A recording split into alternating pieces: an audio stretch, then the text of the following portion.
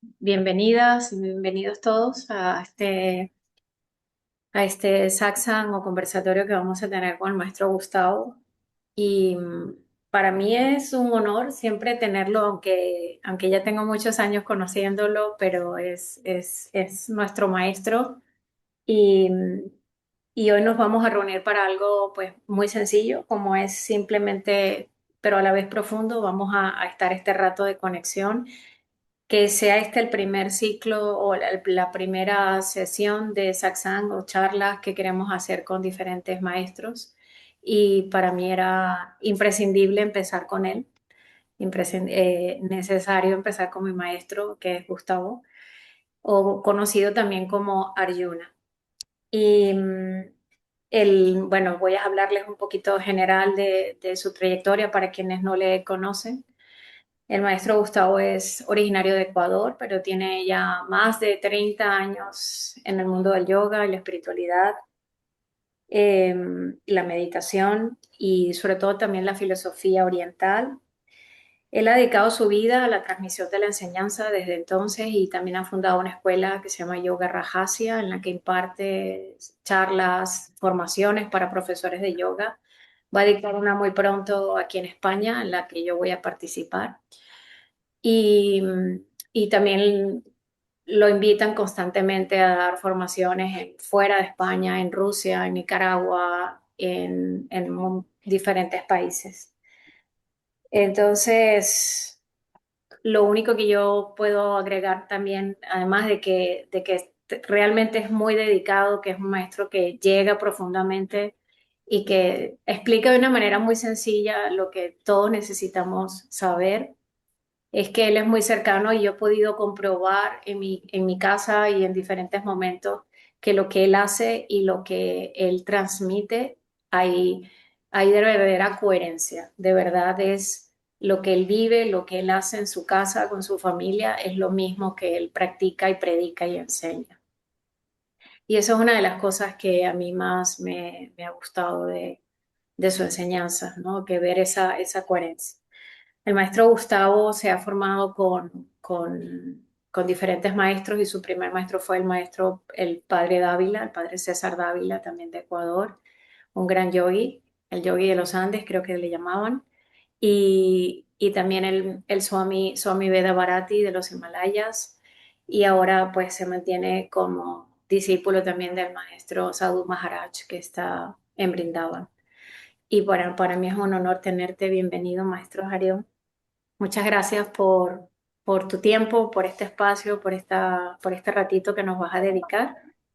Y bueno, yo te dejo a cargo porque sé que siempre vamos a empezar con este espacio de silencio y la idea es que este ratito se convierta en un rato de disfrute para todos, que podamos conversar, que viernes en la tarde, noche, la gente en Madrid, en España en general, se va por ahí a los bares, pero la gente que está aquí conectada es porque realmente tiene esta sed de aprender, de conectar con la espiritualidad y eso me encanta. Así que muchas gracias por hacer de este rato.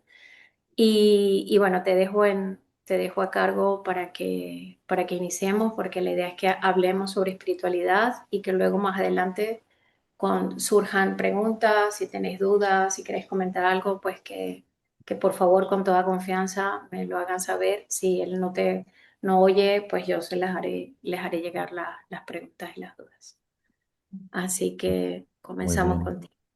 Gracias, gracias, Gauri. Solicitarte que estoy viendo que hay un par de personas que tienen el micrófono abierto para que cierres tú de forma directa los micrófonos para no tener problemas. A veces hay interrupciones. ¿Vale? Em, y agradecerles a los que están conectados, a los que se van conectando. Agradecerles a los que están allá contigo en la shala de Ananta Espacio de Yoga. Y agradecerte a ti por esta oportunidad, por estas iniciativas que sé que las haces de corazón como un auténtico servicio a los demás. Cuando Gauri me contó que quería empezar estos ciclos de satsangas, estos ciclos de reuniones, de pláticas, de coloquios espirituales, em, me, me dijo, mira, quiero hacer esto, esto, esto. Yo le dije, Ok, está bien, es un buen servicio, sin embargo, organízate de tal manera que no sea un peso para ti, ¿verdad? Porque a veces cuando tenemos estas iniciativas tan bonitas y luego las hacemos muy constantemente, como decir si las hago una vez por semana, una vez cada 2 semanas o una vez al mes, se pueden convertir en grilletes, se pueden convertir también en distracciones que no nos permiten atender otras cosas importantes que son nuestras y a veces abarcar más de lo que podemos. Y eso es una de las cosas importantes que tenemos que poner siempre en perspectiva en nuestras vidas, que seamos capaces de poder dar lo mejor que podemos dar, pero al mismo tiempo no excedernos en nuestro tiempo, no excedernos en nuestro espacio y no quitarle ese tiempo que a veces tenemos que darle a nuestra familia, darle a nuestra vida, a nuestro trabajo. Muchas veces veo personas que a veces se, se enfocan mucho en estar presentes en el centro de yoga. Y yo tenía una alumna, recuerdo, pasaba horas y horas del día en el centro de yoga, porque le quedaba muy cerca de su casa, porque le hacía sentir muy bien, pero empezaba a descuidar a su familia, empezaba a descuidar a su hija, empezaba a descuidar a sus labores personales. Y eso ya pues se convierte en un desequilibrio personal. Ya en cambio el servicio que estás haciendo ya no es un servicio, ya es un problema. Ya no es un servicio más, ahora es un problema. Entonces, por esa razón, Krishna le dice a Arjuna en el Bhagavad Gita, que hagas tu deber mal hecho es mejor que hacer el deber de alguien más bien hecho. Lo repito, que hagas tu deber mal hecho es mejor que hacer el deber de alguien más bien hecho. Entonces, lo importante es siempre ocuparnos de nuestro trabajo personal, de nuestra vida, de nuestra familia, de nuestras sangas. En este momento, pues, Ananta Espacio Yoga es la sanga que sostiene Gauri, que sostiene José, que sostienen los profes que les acompañan.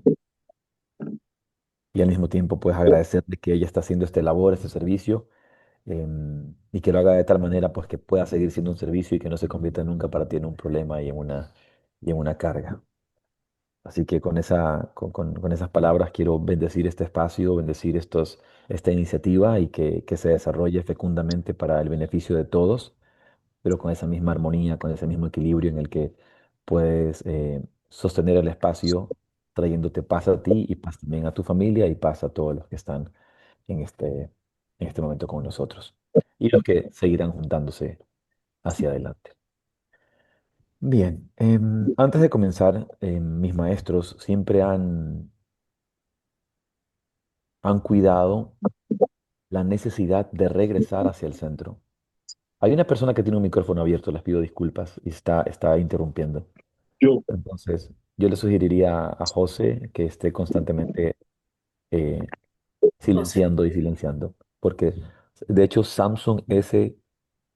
MS916B, el que estaba hablando en ese momento.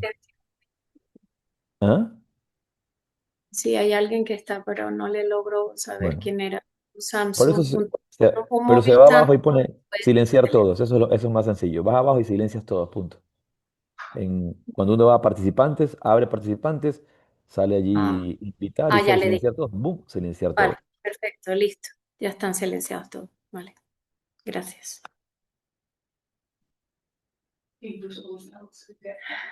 Ay, ahora, perdón. Ya va, un momento. Ok, Estamos, ok, ya estás, ya ok. estás. Mis Gracias. maestros siempre han cuidado que cada espacio, que cada plática, que cada charla, que cada práctica comience siempre con un momento de silencio, con un espacio de recogernos, de reorientarnos, de redireccionarnos. Así que te invito a cerrar tus ojos, poner la espalda recta y regresa tu atención únicamente al espacio que ocupa tu cuerpo. Regresa tu atención hacia el aquí y a la ahora. Regresa a tu mente del pasado y la memoria. Regresa a tu mente el futuro y la anticipación.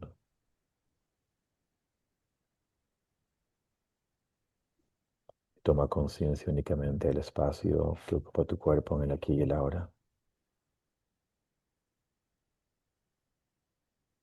Siente la bendición y el regalo de este cuerpo.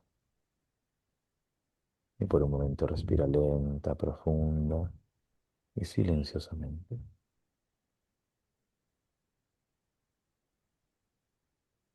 De forma consciente, relaja la frente y nota cómo al relajar la frente los pensamientos se calman. Nota cómo al relajar la frente la respiración se vuelve más tranquila. Baja la frente y nota cómo al relajar la frente todo tu rostro se refresca, se serena.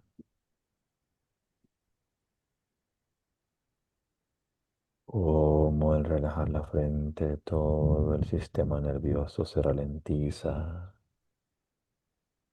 con una sensación sedante, calmante.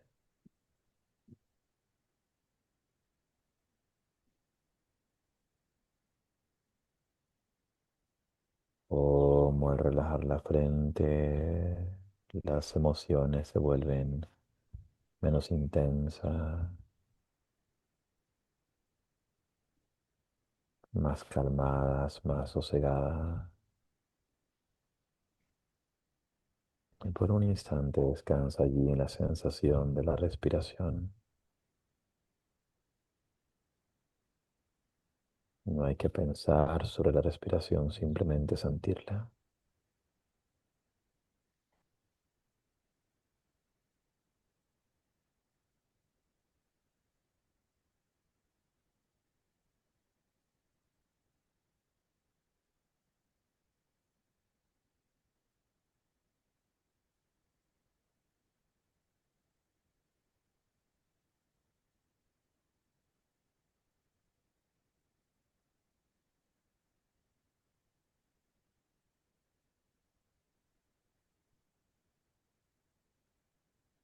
Descansa en la sensación de la inhalación.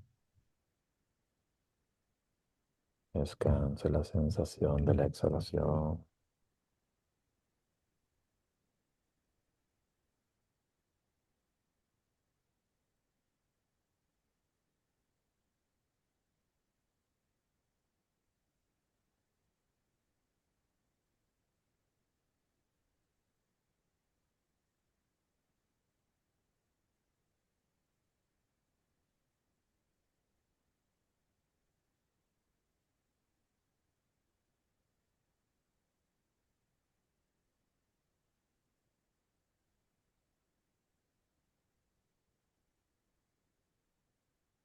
Simplemente junta las palmas frente al pecho.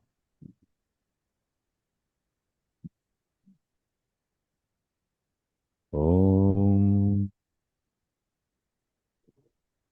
Sahana Bhavatu Sahanao Bhunaktu Sahaviryam Karavavahe Tejasvinataditamastu Ma Vidvishavahai. Om Shanti, Shanti, Shanti. Lentamente calienta las palmas, frotando las manos.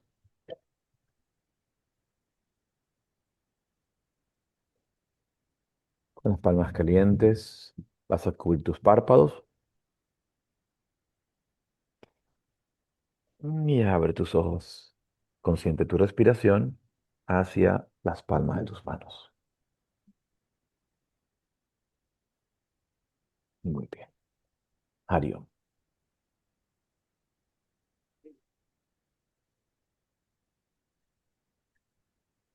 Bien, pues un satsanga, a diferencia de una conferencia, es generalmente simplemente un coloquio, una plática inspirada, em, un diálogo en el que ciertamente el maestro habla un poquito más que los discípulos, porque es lo general y los discípulos preguntan, comentan, reflexionan, pero no cumple las características de una conferencia, ¿verdad? Un satsanga es algo más íntimo, porque sat significa verdad y sanga significa comunidad, asociación, conexión. Entonces, es esa conexión que se la da desde ese nivel de existencia que es la verdad, ¿no? Esa conciencia que es sat. Sat, pues sat sanga. Voy desde lo más profundo de mi corazón a lo más profundo del corazón de otra persona. Y entonces es realmente una comunión, un compartir. Eso es un satsanga, no una conferencia, ¿verdad? Entonces, teniendo esto en mente, pues nos desarrollamos de esta manera, nos enfocamos de esta manera en la comprensión de este diálogo eh, que tendremos específicamente hoy sobre el tema de la espiritualidad, que es el tema que me ha pedido Gauri tratar. Este es un tema interesante y a veces un poco mal comprendido, pero también es importante para mí em, recordar que siempre hay distintas perspectivas. Siempre hay distintas perspectivas, siempre hay distintas dimensiones de entendimiento. En ese sentido, pues siempre hay que tener una apertura para entender la dimensión, digamos, espiritual o la dimensión de entendimiento espiritual de tal o cual persona, porque cada persona tiene una dimensión distinta de entendimiento.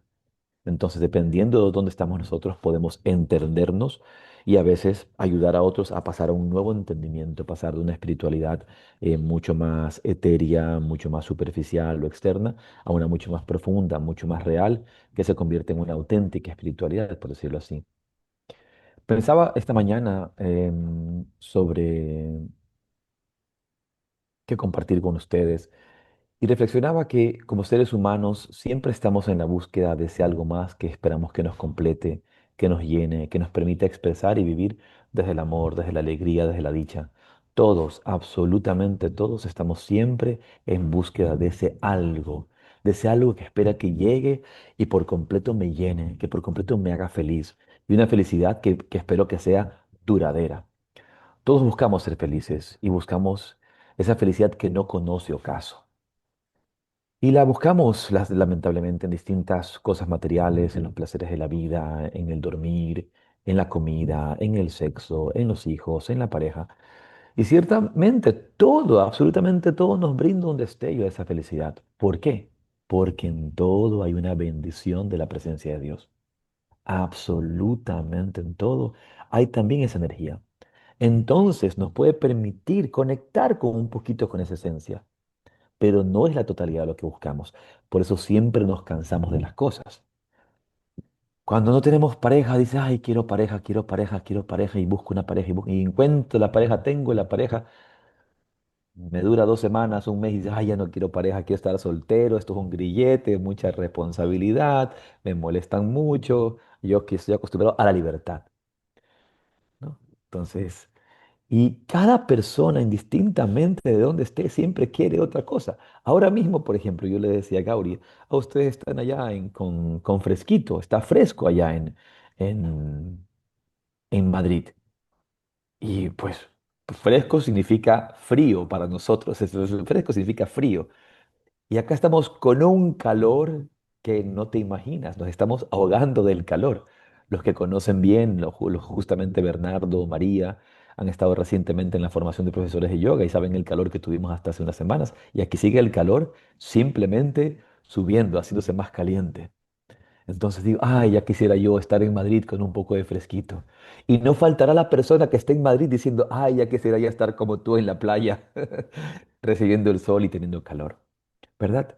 Siempre estamos buscando ese algo más que nos llene y nunca terminamos de estar satisfechos con lo que tenemos. Todos de una u otra forma estamos buscando ser felices. Pero mientras más crecemos y más evolucionamos internamente, nos damos cuenta que las cosas nos comunican una vivencia del alma, pero no nos dan esa felicidad que buscamos, esa felicidad eterna, eso que sentimos que me completó, que digo, aquí es. aquí estoy, donde me establezco y donde vivo. Los yogis le llaman a esta felicidad, a esta dicha interior, santosha, santosha. Es un estado de contentamiento que te acompaña a pesar también de las calamidades, de los desafíos, de las circunstancias y las cosas difíciles que pueden haber en la vida. De esta dualidad, caminamos en medio de esta dualidad con un estado de santosha. Esa es la completud del alma. Tanto ustedes como yo, la mayoría hemos nacido en el seno de la cristiandad, ya sea en el seno de una familia católica o cristiana, o cuando menos de una religión abramánica. No, bueno, no creo que aquí hay ningún hindú ni ningún budista, ¿no? Entonces, en el sentido más amplio, hemos crecido en una cultura religiosamente cristiana, religiosamente católica. Y esa religión se presenta para nosotros como el primer acercamiento oficial a la vida interior, porque de alguna manera la religión que sea, con las impurezas que tenga, con las distorsiones que tenga, con los errores que tenga, porque cualquier camino humano pues tiene cualquier impureza, ¿verdad? Se presenta ante nosotros como el primer acercamiento hacia una vida interior. Pero con el tiempo nos damos cuenta que la religión cumple un papel exterior, cumple un papel exotérico, cumple un papel externo y poco un papel interno. Esta palabra espiritualidad viene de la palabra de latín spiritualis, derivado de spiritus, que lo he dicho en otras ocasiones. Spiritus en el latín significa soplo de vida, aliento vital. Es lo esencial, la respiración, el espíritu. La palabra por eso es respira, expira, spiritus, espiritualité, luego aparecerá más adelante en el francés. En la tradición latina cristiana, el sustantivo spiritualitas procede es el que crea el desarrollo de la palabra espiritualidad que aparecerá después. Ahora, hay algo interesante y es en el francés, spiritualité, donde se tiene un papel importantísimo en el desarrollo moderno y se usa en el discurso sistemático religioso europeo. Por eso muchos autores, como el gran Raymond Panikkar, le van a dar mucha importancia a la presentación de la palabra spiritualité en la lengua francesa, porque es ahí donde empieza a tener un diálogo moderno en la religión. Ahora, sin embargo, en la historia del cristianismo, especialmente en la teología y la historia del monacato, espiritualidad llegó a nombrar no un conjunto de doctrinas, no un entendimiento dogmático, tampoco prácticas externas, sino un modo de vida, una vivencia interior. Es ese tono existencial profundo, la orientación del alma, es la forma más concreta de entender la espiritualidad. Eso es esencial recordarlo. Ahora, a mí me gusta dividir cuando hablo de espiritualidad, de que en el aspecto religioso, y entendemos muy mal esta palabra religión, y me voy a dar el tiempo de poderla explicar y poderla conversar, en el aspecto religioso hablamos de una ortodoxia, una ortodoxia. Pero esta ortodoxia es la que cumple el papel de la doctrina, del dogma. Nosotros, lastimosamente, utilizamos la palabra desde una connotación peyorativa. Decimos, cuando tú le dices a alguien que es ortodoxo, no le estás diciendo nada bueno. ¿Verdad? No le estás diciendo nada bueno. Le estás diciendo algo negativo, algo peyorativo. Sin embargo, la palabra como tal no tiene una connotación negativa, ¿verdad? De hecho, entre las traducciones que podemos de tener de sinónimos de ortodoxia, podemos tener puro, pureza, legitimidad, autenticidad. Entonces, cuando decimos en la religión la ortodoxia es la adhesión estricta a las reglas, las doctrinas y los dogmas que nos ha presentado una religión. Pero este cuerpo doctrinal no es la ortopraxis, que es lo más importante del aspecto espiritual, es la práctica interna. Hoy en día mucha gente dice, no, no, no, yo no soy religioso, soy espiritual. Pero ¿qué te define como espiritual? ¿Por qué eres espiritual? Soy espiritual porque ahora mi nuevo nombre es arcoíris de luz.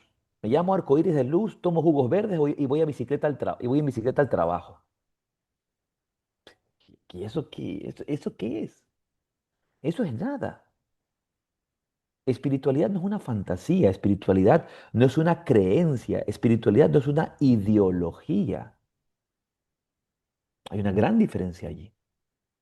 Por eso cuando hablamos de la ortopraxis y podemos hablar con justicia de espiritualidad budista, espiritualidad cristiana, espiritualidad hindú, espiritualidad islámica, estamos hablando de la ortopraxis, ya no de la ortodoxia, sino de las prácticas que me permiten vivir en la condición del espíritu, que me permiten conectar con ese aspecto esencial de mi ser, lo que hace la espiritualidad.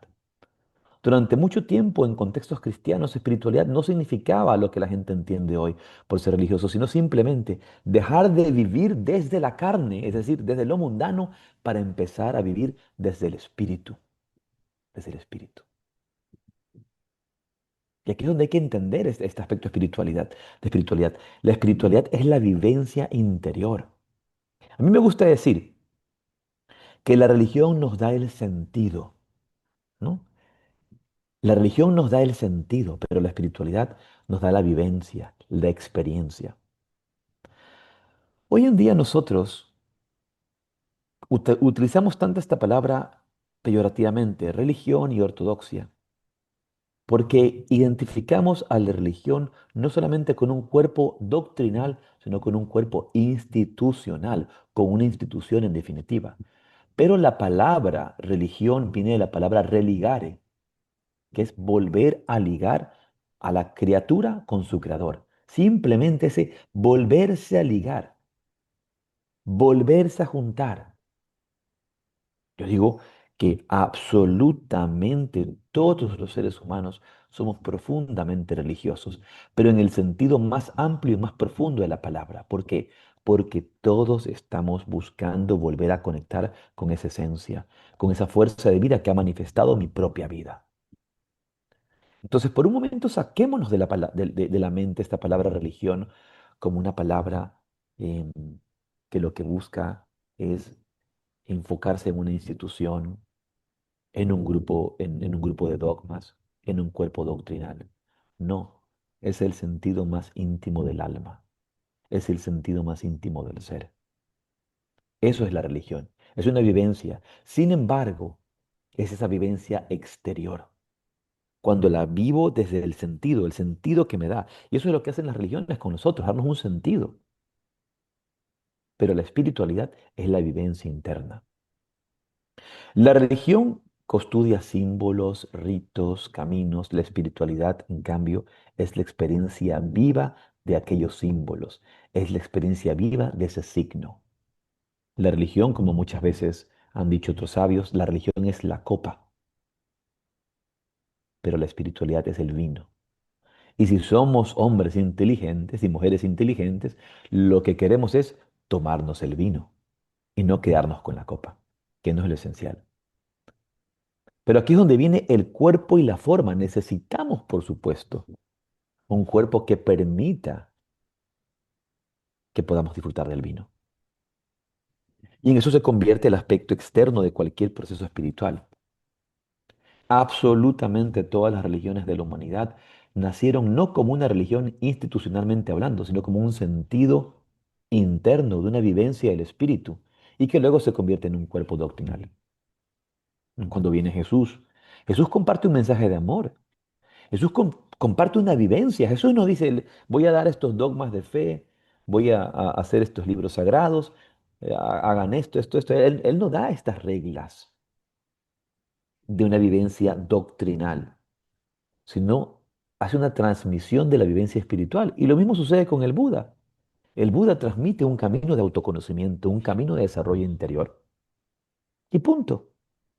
Y hoy día se ha convertido en una de las grandes religiones.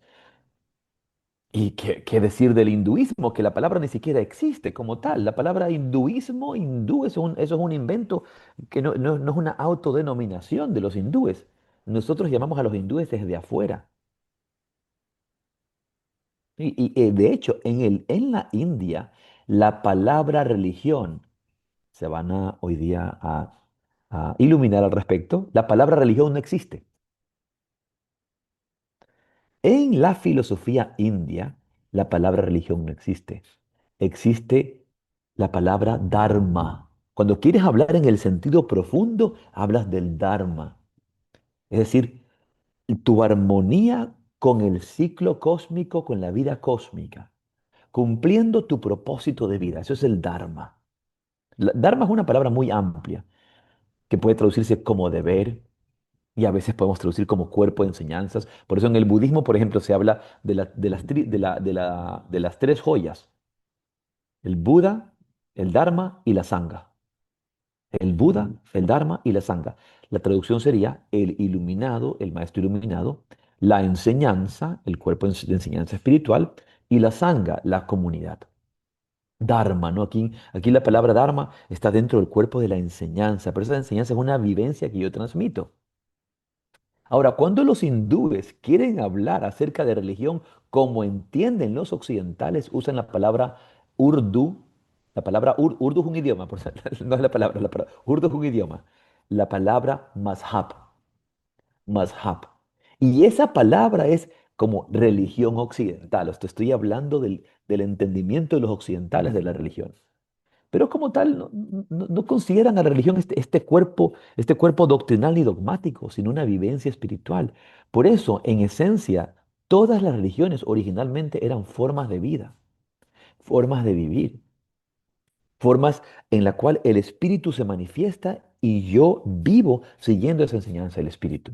Y con el tiempo se fueron distorsionando o concretando mucho más, densificando mucho más, hasta que se convierten en estos cuerpos institucionales que muchas veces el espíritu ilimitado nuestro rechaza porque el espíritu es infinito, es absoluto, no me puedo quedar centrado, no me puedo quedar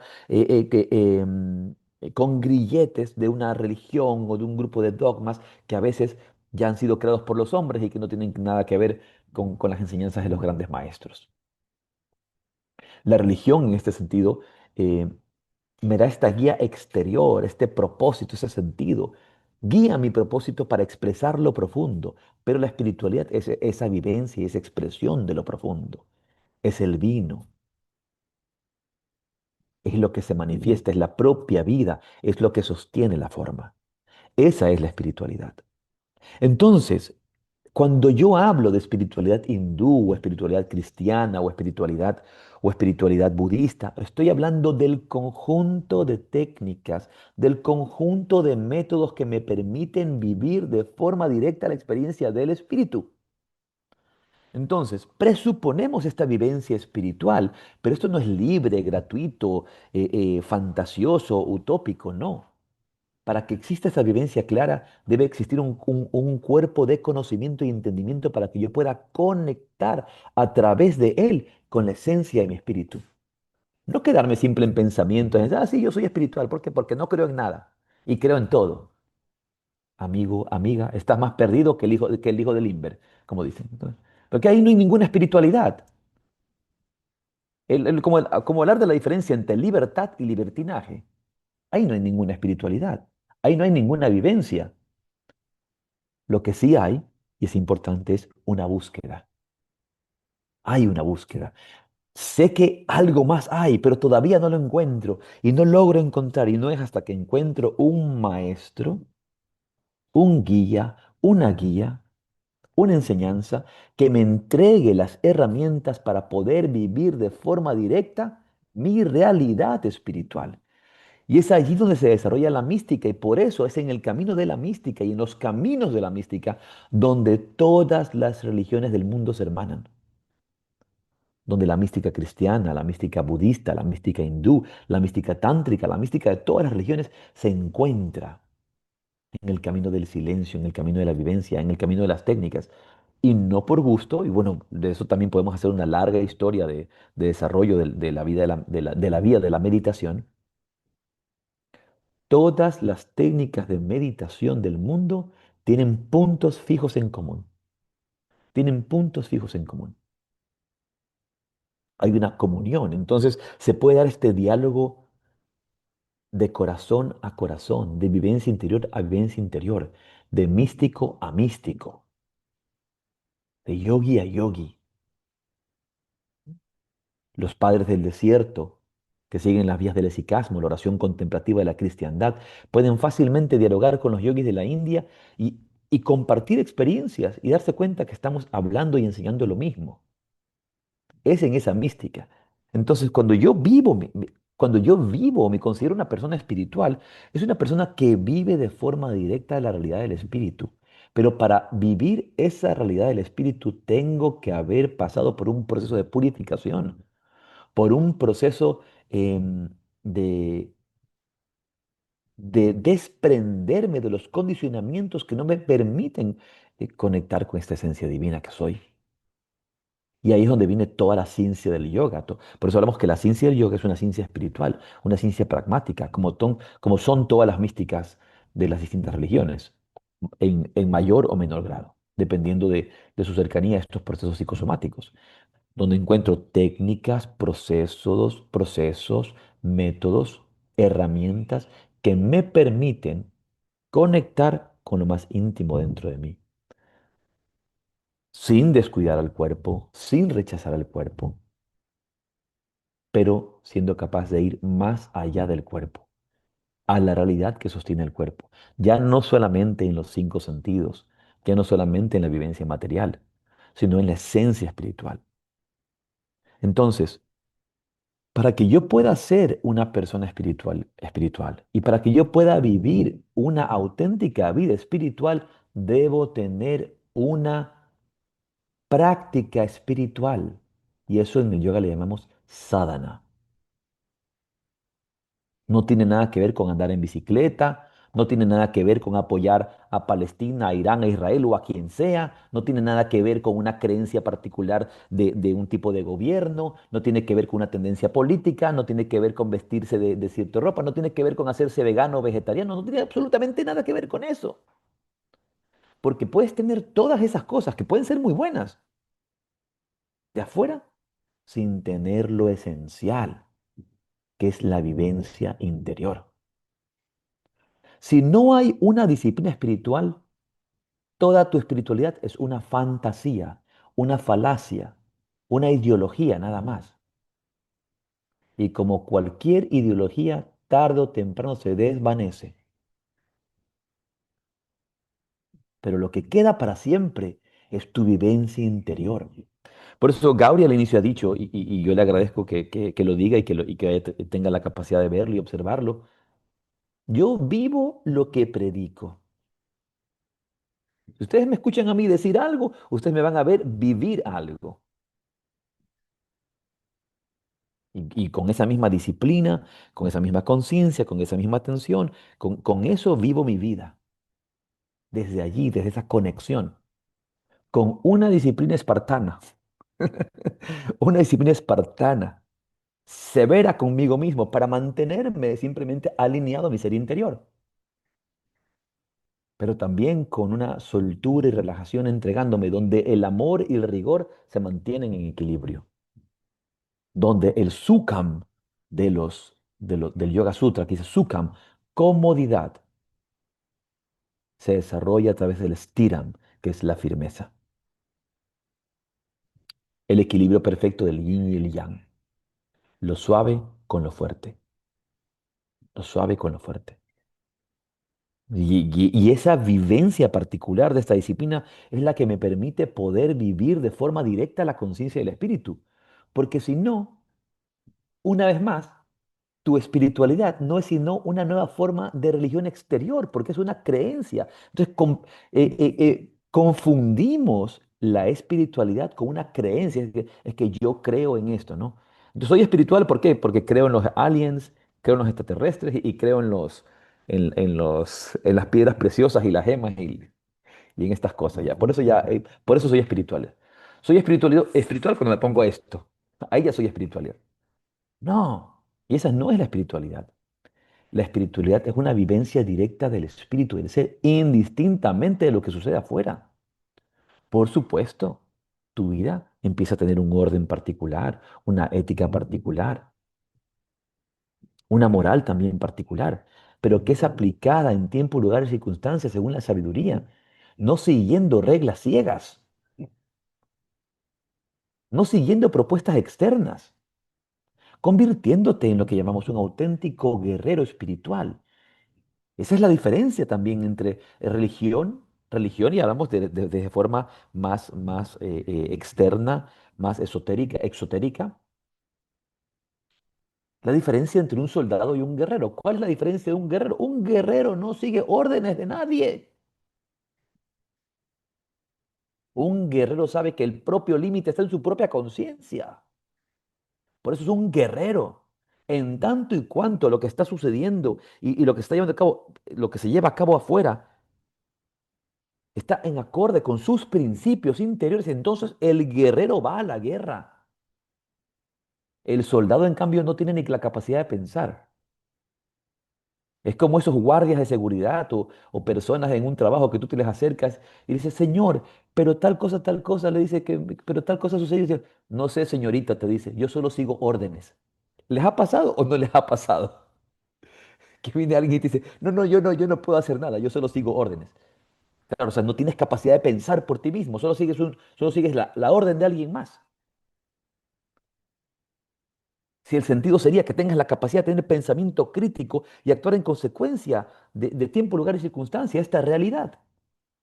Entonces, el guerrero, y por eso hablamos mucho en el camino espiritual del guerrero espiritual, sigue su propia conciencia, el desarrollo de su propia sabiduría, no los ojos, no los impulsos de su mente.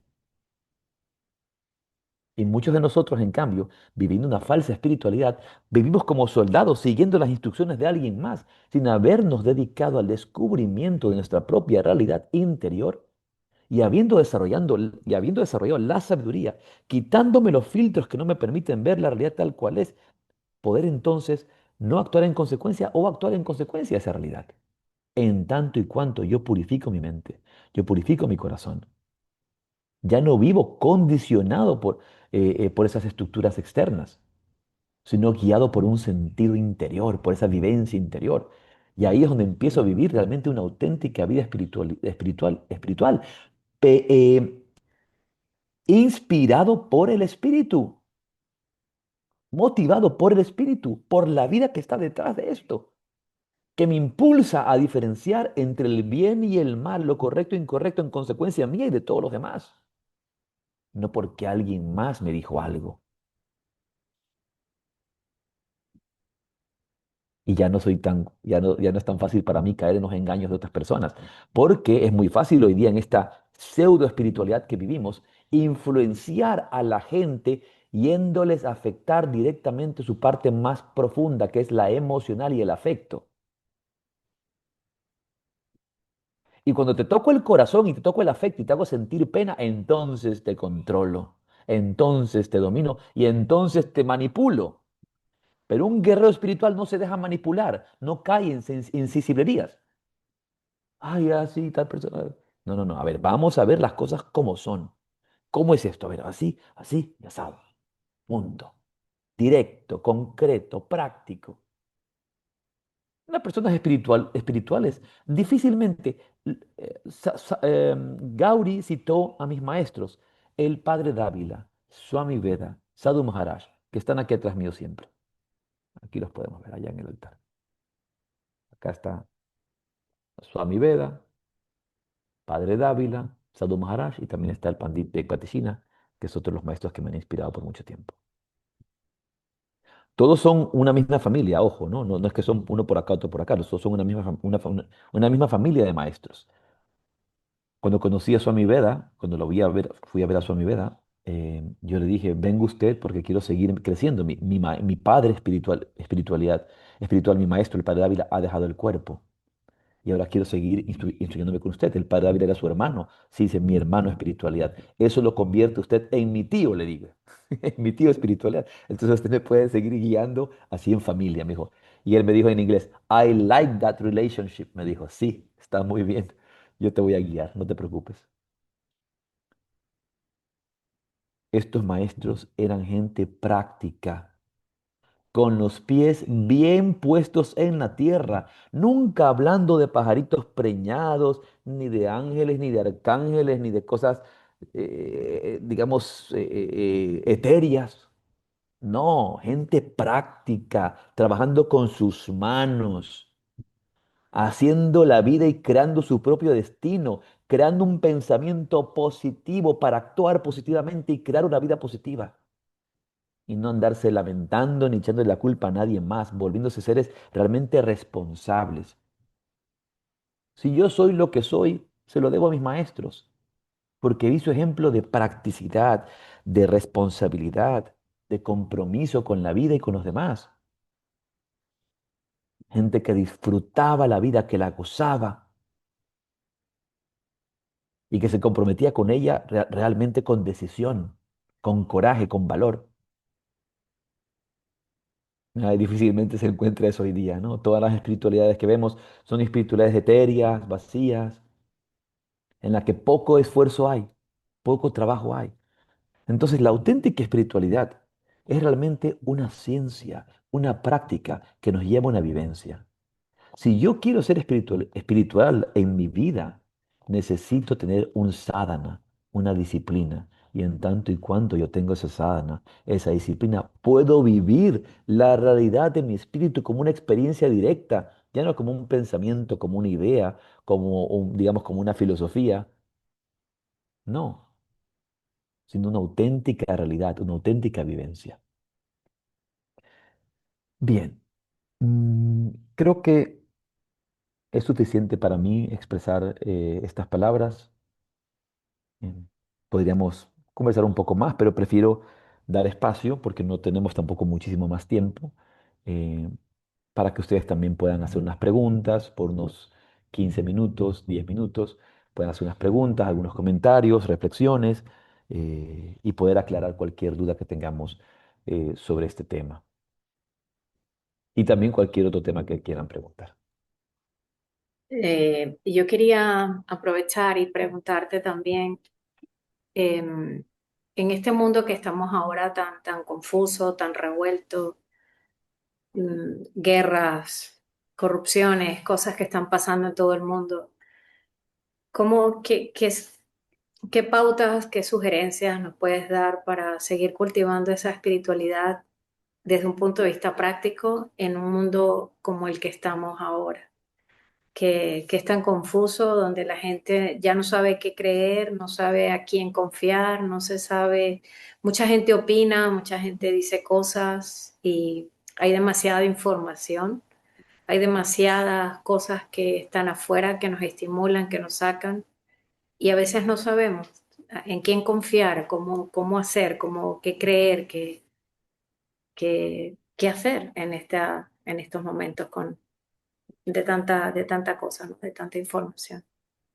Bien, hay una frase de Carl Jung que me gusta mucho y que la repito bastante cuando tengo preguntas como estas, ¿verdad? Quien mira para afuera sueña, quien mira para adentro despierta. Quien mira para afuera sueña, quien mira para adentro despierta. Y no me refiero solamente a la iluminación espiritual, sino me refiero a la vida misma. ¿De qué me sirve estar viendo para afuera? ¿De qué me sirve pretender cambiar el mundo? El único mundo y la única persona a la que tengo que cambiar es a mí, a nadie más. Ya está. Para cualquier guerra que haya, para cualquier situación que haya, la única manera que puede transformarse es si yo transformo mi mente y transformo mi vida. Y al transformar mi vida, habré hecho el mayor bien que le puedo hacer a la humanidad, en que yo pueda vivir desde la paz, en que yo pueda vivir desde el amor. Lo he contado en otro momento. Thich Nhat Hanh, este gran referente del budismo Zen de Tailandia, no, de Vietnam, perdón, eh, em, fue invitado, luego de ser exiliado de su país en la época de la guerra, fue invitado a distintas marchas por la paz en, en San Francisco y Nueva York principalmente. Y dice que, y este monje budista, que quienes tuvieron la suerte de conocerlo o de verlo o lo han escuchado hablar, era la paz caminante. Ese hombre era la paz caminante, la bondad caminante, la conciencia parlante. No era un ejemplo de esa vida interior. me llevaron a estas marchas por la paz y pude darme cuenta que la gente que marchaba por la paz estaba llena de violencia, llena de ira, llena de odio. Entonces, cuando terminó esto de aquí, decías, paz, no a la guerra, mueran malditos. ¿Dónde está esto? ¿De qué paz estás hablando? Entonces él dice, yo me reuní con los líderes y les pedí, les dije, por favor, vayan a resolver el conflicto con su papá y con su mamá. Vayan a resolver conflicto con papá y mamá, vayan a resolver conflicto en sus vidas personales. Y allí podrán entonces abogar por una vida libre de guerra y una vida que se vive en paz. Pero si tú vas a marchar por la paz con tu corazón lleno de ira, con tu corazón lleno de odio, con tu corazón lleno de violencia, ¿de qué paz estás hablando? ¿De qué paz estás hablando? No es real, es etérea, es falsa, es utópica. Entonces, frente al mundo que vivimos hoy, lo primero, dejar de ver noticias. Lo segundo, dejar de ver redes sociales.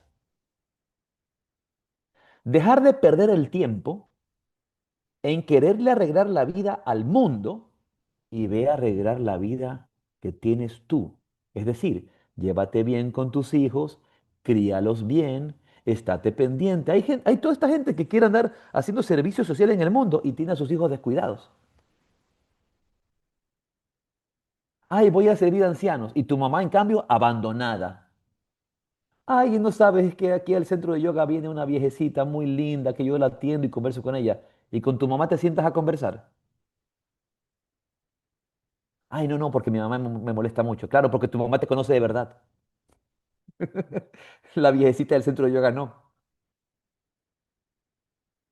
Entonces, deja de andar queriendo arreglar el mundo o preocupándote por el mundo. Si el mundo lo haces tú en tu interior, transforma tu vida, atiende a los tuyos, ama a los tuyos. Cambia tu nivel de conciencia y cambiando tu nivel de conciencia ayudas a cambiar el nivel de conciencia colectiva. Y por supuesto, cada uno tendrá tendencias personales, espacios personales en que no te estoy diciendo que, por ejemplo, si hay en este momento un desastre climático en alguna parte de Madrid o en alguna parte de España, uno no se mueva para mandar comida o mandar abrigo o dar un poco de servicio. Por supuesto que no estoy diciendo que no hagamos estas cosas. Es parte también de nuestra responsabilidad atender y ayudar a otros. Pero el único trabajo que podemos hacer realmente para transformar el mundo está en transformarnos nosotros, en vivir desde la paz, en vivir desde el amor. Y si empezamos a vivir desde la sabiduría, esa propia sabiduría nos va a guiar para hacer las cosas que tenemos que hacer, que debemos hacer, y saber en quién confiar. ¿Por qué? Porque habremos despertado para poder ver que el 99,99% de los políticos de derecha o de izquierda son todos los mismos cretinos, que no les interesa a nadie sino su propio bolsillo. Cuando mi maestro, el padre Dávila, le preguntaron en su lecho de muerte, él ya estaba a punto de dejar el cuerpo. Dijo, un mensaje para Ecuador. Dijo, que Ecuador vuelva a la vida interior, que deje de dar su fe a los políticos mentirosos, que lo único que piensan es en su bolsillo, es nada más, y regresen a la vivencia de Dios. Y cuando empiecen a confiar en su interior, el mundo cambiará. El mundo cambiará. Entonces, a menos que ustedes estén metidos directamente en política, en espacios de responsabilidad social, que es algo excelente y muy bueno, tu trabajo para cambiar al mundo está en cambiarte tú y transformar así al mundo.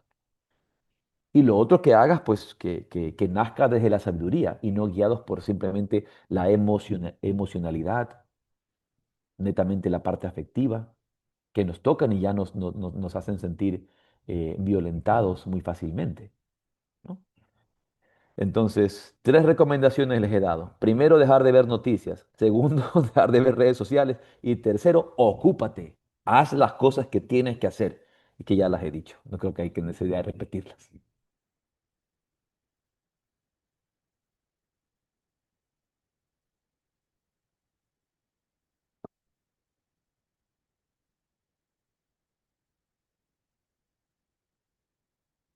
Vale, hay una persona que va a preguntar. Un momento. Hola, aquí estoy con Glaci y yo quería preguntar que, eh, a ver, el camino para abrir una conciencia que que nos dé paz y armonía. Eso me gustaría saber, ¿Qué o sea, camino? qué camino hay que seguir para o sea, abrirnos que todo, que veamos un poco la vista de pájaro, que no nos afecte tanto las cosas, que a veces nos afectan, y eso, pues, sí, no sé si me explico bien. Creo que sí. Yo no sé si en algún momento, si algo se me queda, Gabri, tú podías replantear o preguntar si algo no respondo adecuadamente o faltaría algo. Em, el camino para abrir y despertarnos nuestra conciencia es el camino de la vivencia interior y este camino es el camino de la meditación. Y eso es lo que realmente es el yoga. El yoga es el camino de la vivencia interior. Cuando en el Yoga Sutra, Patanjali define la palabra yoga, dice, yogas chitta vritti nirodha. Yoga es silenciar la mente, silenciar la mente y empezar a vivir desde la conciencia, desde el espíritu. Hay una cosa que yo suelo repetir en Yoga Rajasya, que es piensa menos, siente más. La vida no se nos ha dado para ser pensada, la vida se nos ha dado para ser vivida.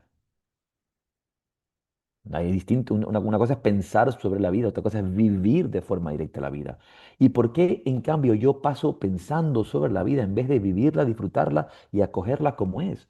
Porque paso distraído mentalmente, simplemente en mis sentidos, en mi mente, en mis ideas, en mis miedos y muchas veces viviendo desde el miedo, desde la frustración, desde el dolor, desde la desidia, desde la apatía.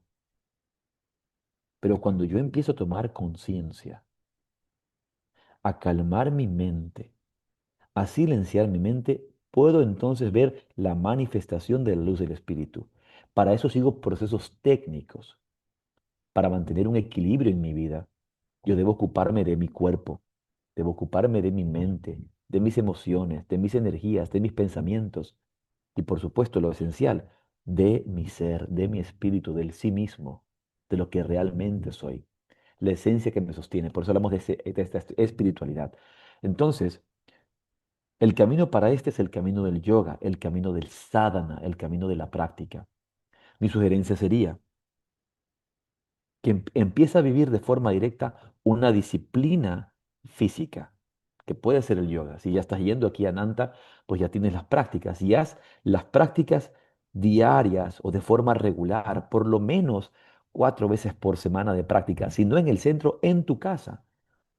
Si te vas, los centros de yoga son maravillosos, pero hay que tener mucho cuidado con convertirlos en dependencias. Es decir, yo no puedo depender de un centro de yoga. ¿Ustedes creen que si no hay un centro de yoga yo no practico? Donde quiera que yo esté, practico. Así sea una postura, así sea algo. Cuando yo viajo, a veces me he quedado en casa de Gauri, allá en Madrid. En el espacio que tenga, allí practico, allí medito. Si no medito con ella, medito solo. A veces, por ejemplo, quiero hacer mis ejercicios de práctica física y de repente voy al área de la piscina. A veces he ido abajo y a veces está frío, entonces voy con ese frío, me muevo allí, respiro y con esa respiración ya me voy arriba a sentarme a meditar un momento. A veces está muy frío porque he estado en invierno, ¿no? Que está muy, muy frío. Entonces, empezar siempre manteniendo esta disciplina física que va a trabajar cuerpo y mente. Mucho mejor si es práctica de yoga, pero en sí, cualquier disciplina física te ayudará a mantener ese equilibrio corporal y también cuerpo-mente. Luego, las técnicas de respiración son esenciales. Por alguna razón, la palabra espíritu va a derivar a la palabra respiración. Respira, regresa al espíritu. Y todas las grandes tradiciones místicas de la humanidad se enfocan en las meditaciones con atención a la respiración. Entonces ya me está diciendo que aquí hay algo poderoso. Y si por un momento yo me pregunto, ¿qué es respirar? Si yo les pregunto a ustedes qué es respirar, muchos van a responder muchas cosas, pero algo muy claro va a ser respirar es vivir. Respiración es vida. Y entonces, si yo respiro y practico respiración, ¿qué estoy haciendo? Teniendo más vida, aclarando mi mente, serenando mi cuerpo, estabilizando mi ser y abriéndome a un nuevo nivel de conciencia. Y ahí es donde aparecen ya las herramientas de las técnicas de concentración y de meditación. Técnicas de concentración y meditación. Entonces, acoger una práctica de meditación todos los días que me permita ir conectando poco a poco, día a día, con lo más íntimo que tengo en mí, con mi espíritu o con la presencia de Dios. Que cada uno puede tener distintas visiones espirituales o tendencias religiosas, pero sea la que sea, hago esta práctica que me permita ir hacia el interior. Y conectándose al interior, esa conciencia se empieza a transformar día a día, año a año. Yo, por ejemplo, tengo ya ahora, siempre digo más de 30, pero tengo más de 35 años o más dedicado a la práctica de la meditación, mucho más. Y yo mismo me sorprendo de ver la transformación de mi mente, la transformación de mi conciencia, año a año, tiempo a tiempo. Yo no pienso como pensaba o como vivía hace 10 años. Soy otra persona totalmente distinta, ni tampoco hace 5, peor hace 20, mucho menos. Pero es una transformación de la conciencia. Y lo vivo con mucha gratitud. Este piso es de madera, toco madera para que nunca lo pierda, digo. Toco madera para nunca perderlo. Pero lo vivo con mucha gratitud. Y lo único que puedo es decir, gracias Dios y gracias Maestro, mi maestro el Padre Dávila y mis maestros son mi vida y Sadhu Maharaj, por este regalo realmente de la vivencia interior. Y también gracias a mí por haber tenido la disciplina de seguirlo y poderlo vivir de esta manera. Porque si no hubiese tenido esa disciplina, no estuviera aquí. No dando una charla con ustedes, sino viviendo esto de esta manera, esta vivencia interior. ¿No? Y yo no es que no tenga problemas o situaciones. A lo largo de los años, mi secretaria, algunos de ustedes la conocen, han hablado con ella para los viajes de la India, para los retiros, para la dicha de meditar, Nubia. A veces hemos tenido problemas serios, digamos, a nivel económico, empresarial, ¿no? Como las cosas como negocio. Y ella se pone muy nerviosa. Entonces yo le digo, mire, no pasa nada, vayamos de esta manera. Y ella me dice, créame, Gustavo, si algo que a mí me ha impresionado siempre sobre trabajar con usted es que cuando todo es un desastre, usted mantiene la calma. Yo no sé, créame que yo no sé cómo lo hace. Bueno, eh, en gratuito no es. No es una actitud que ha nacido en mí por gratuidad, sino por una disciplinada práctica interior. Allí voy avanzando en un despertar de la conciencia, en un despertar de la conciencia. Junto mi cuerpo,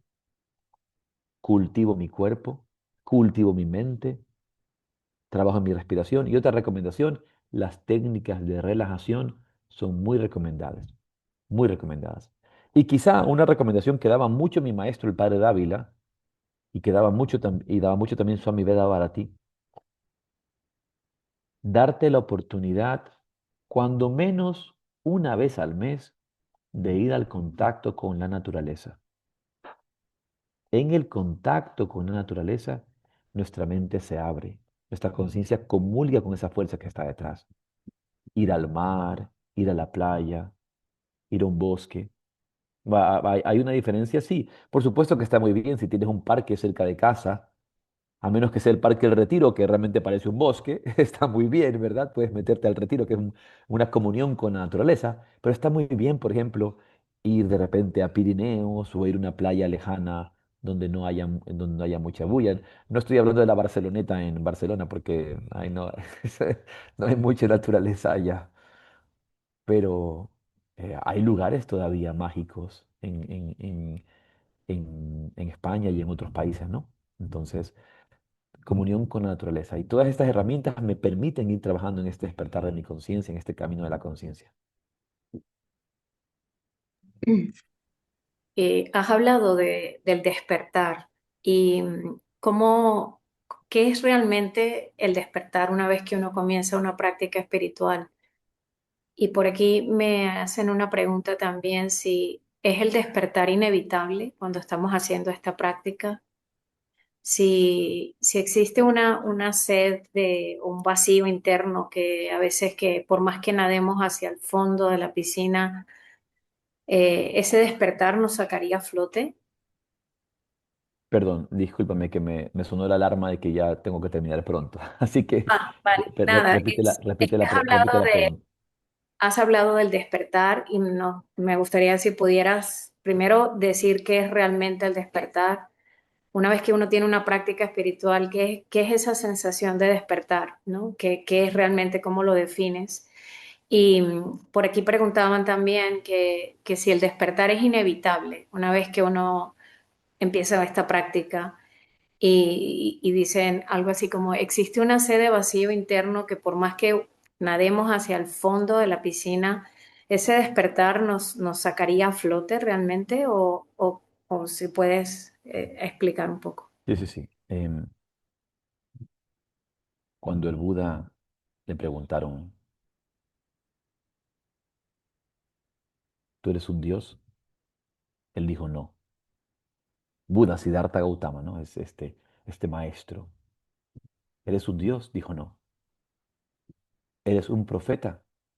Dijo no. ¿Eres un maestro? Le dijo no. Yo solamente he dicho que estoy despierto. Estoy despierto entre los que duermen. Mientras nosotros vivimos la vida desde la esfera de la mente y del pensamiento, es exactamente lo que hacemos a la hora del sueño.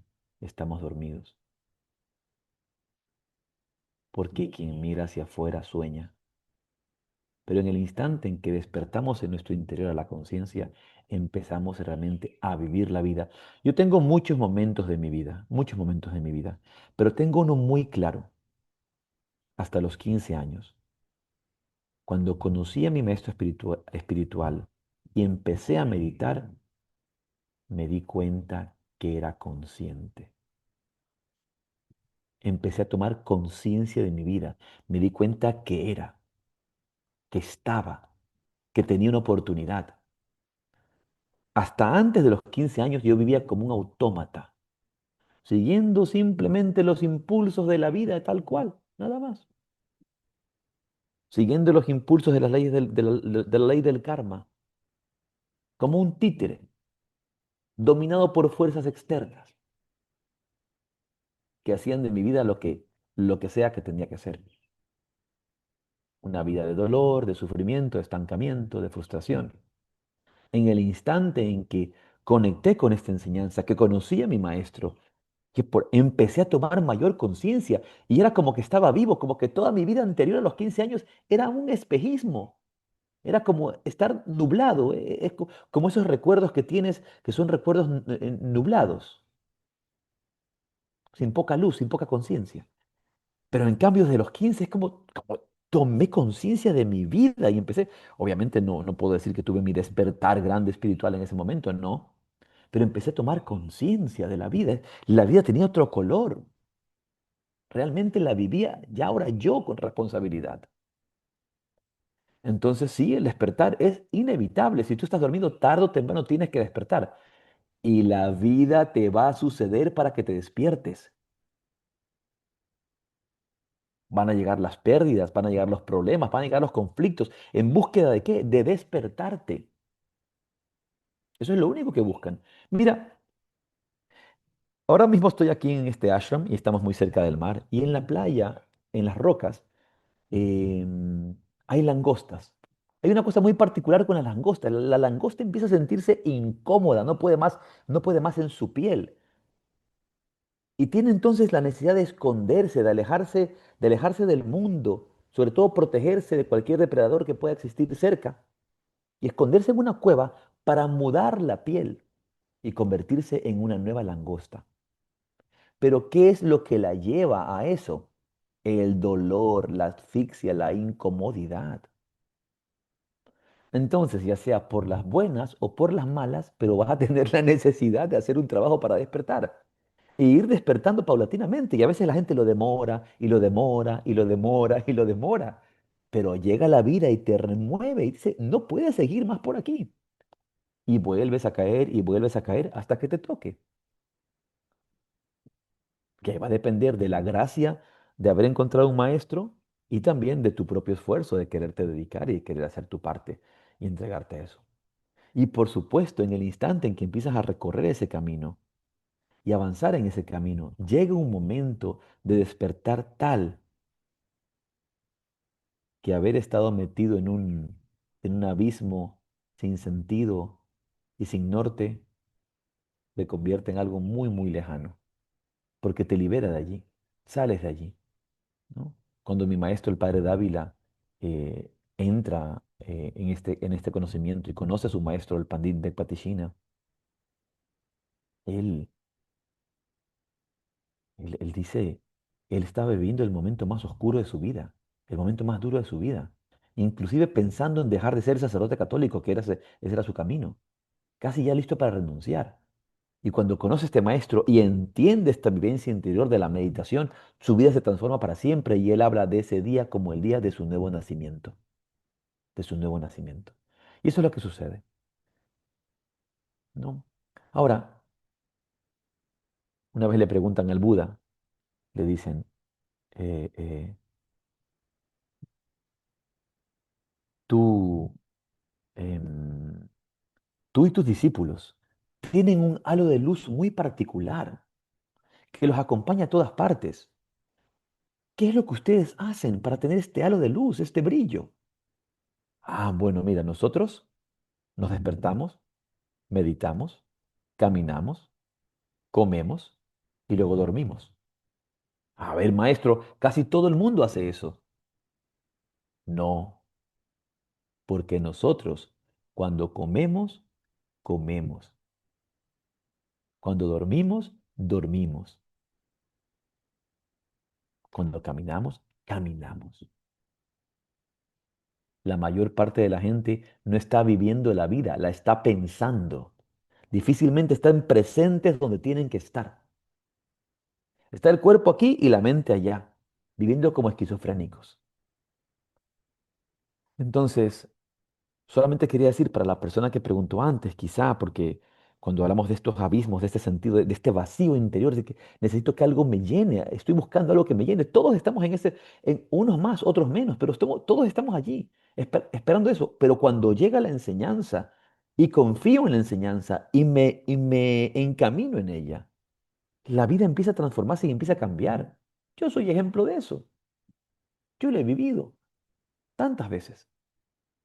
Digo, ahora sí, mira, estoy aquí, lo descubro y voy caminando y sigo caminando, despertando. Y esto simplemente es expansivo,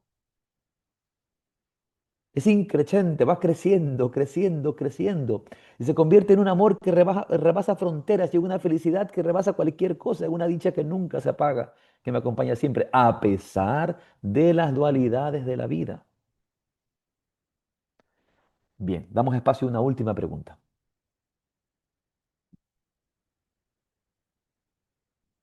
Estás en silencio. ¿Alguien quiere preguntar de los que están online? Pueden activar el micrófono. Laura,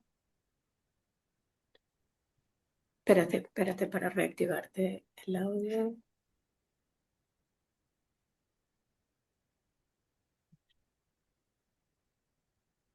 Sí, solo tienes que... Ahí, ya Ahí Hola, estás. está. hola, Gustavo. Hola a todos. Yo es con respecto a la sadhana que quería preguntarte. Entonces, una sadhana siempre tiene que tener como esos aspectos de meditación, respiración y práctica física. Lo digo porque incorporar todo eso en el día, o sea, todo eso, incorporar eso en el día a día a veces se hace un poco, pues eso, vivimos muy ocupados. Entonces, Gracias por tu pregunta es una muy buena pregunta para aclarar, es importante. Porque ciertamente tu sadhana debe incluir distintos elementos que pueden desarrollarse de forma semanal, mensual, trimestral. Como por ejemplo, yo puedo decir con justicia que para mí parte de mi sadhana es tener un retiro al año de silencio, ¿no? Pero es en el año, ¿no? Un retiro al año de silencio, es parte de mi sadhana personal. Porque la sadhana es la forma en que vivo la vida. Lo que es netamente esencial diario es la práctica de pranayama y de meditación. Eso se vuelve muy importante. Entonces, y no tiene por qué ser nada complicado, como por ejemplo la sencilla respiración alterna, ¿verdad? La sencilla respiración alternada, practicada 10 minutos, y luego tu meditación en silencio, que practicas 15, 20 minutos, 30 minutos, dependiendo de ti. Eso es lo que podríamos sostener todos los días. Ahora, cuando ya uno recibe una iniciación, sigue un linaje, tiene un maestro, pues el maestro te puede dar ciertas pautas, decirte quiero que hagas esto, esto, esto, incluye estas herramientas de tal forma. Entonces, lo que yo decía anteriormente son herramientas de cultivo que deberían existir a diario, semanalmente. Entonces, es una muy buena opción si uno puede todos los días hacer algo de movimiento físico, de espacio físico. Entonces, por ejemplo, yo em, de forma diaria, casi siempre, pues mi cuerpo lo estoy activando, lo estoy moviendo, hago mis prácticas de yoga, pero eso también depende de dónde estoy, de en qué sitio estoy. Por ejemplo, esta mañana que desperté, hice mi meditación, tuve mi meditación y luego de meditar, eh, tomé la decisión de hacer unas técnicas de respiración en conexión con tierra y luego de eso hacer un poco de pesas y hacer un poco de estiramiento. Y luego 1 hora y media de jiu-jitsu, que me fui a la academia a hacer jiu-jitsu, aquí en la academia cerca. Entonces este fue mi trabajo físico del día de hoy. Fue mi trabajo físico del día de hoy. Pero lo primero que hice fue mi meditación.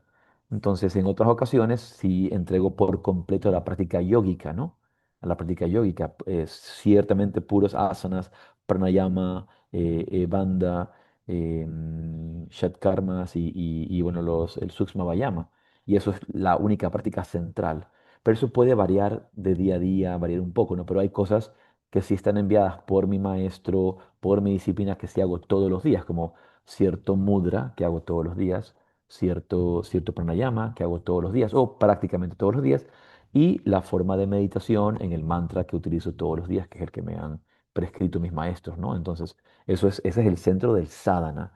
Entonces, nosotros podemos entender nuestra sadhana como nuestra forma de vida, lo que nos sostiene. Digamos que el sadhana es la práctica de la meditación, la interiorización, y luego hay herramientas que utilizamos como parte del sadhana que pueden desarrollarse de forma diaria, semanal, mensual, trimestral. Entonces, algo, por ejemplo, que yo recomiendo mucho a los alumnos es que tengan una práctica física de yoga de un mínimo de 3 a 4 veces por semana. Y de hecho fue lo que cité antes. 4 veces por semana como mínimo, tratar de mover tu cuerpo. A la persona que preguntó antes. Entonces, en nuestro caso personal, sí sería una recomendación de tener una práctica de yoga físico 3 veces por semana cuando menos. Pero eso no te exime de practicar tu meditación diariamente. Entonces, hacer Nadi Shodhana 5 minutos. ¿Quién no puede darle 5 minutos? Y meditar 15 minutos, realmente, si somos honestos con el corazón, la mano en el corazón, ¿no podemos dar 15 minutos? Por supuesto que podemos. No lo haces porque eres descuidado, decía mi maestro. No es que eres tonto, no es que eres incapaz, no es que no tienes tiempo. No, eres descuidado. Eso es lo que pasa contigo, nada más. Entonces, eh, recuerdo que un amigo espiritual, discípulo de Paramahansa Yogananda en el centro Yogananda Madre en California, me dijo, conversé con él sobre cosas espirituales en un momento X de mi vida, y él me dijo, diariamente, simplemente do your best. Haz lo mejor que puedas hacer. Si lo mejor que tú puedes hacer hoy día son 15 minutos de meditación, entonces mi pregunta es, ¿eso es lo mejor que puedes hacer? Y si me preguntas a mí, yo digo, no, yo puedo más, yo sí puedo más, puedo 40 minutos de meditación, puedo 45. Ya, entonces haz eso, porque sabes qué es lo que puedes hacer. Pero si tu respuesta real en tu corazón es que sí, lo que yo puedo hacer por mi tiempo, por mi vida, son 10 minutos al día, hazlo con amor y con conciencia esos 10 minutos. Pero do your best, haz lo mejor que puedes. Esa es tu realidad. Entonces, 15, 20 está perfecto, dependiendo de ti. Do your best. Pero pregúntate a ti mismo, ¿realmente estoy haciendo lo mejor que puedo? ¿O me estoy engañando? Porque sé que puedo más, tengo más tiempo. ¿Cuánto tiempo pierdes viendo Instagram en vez de dedicarle a tu práctica interior? ¿No? Eso, muy bien.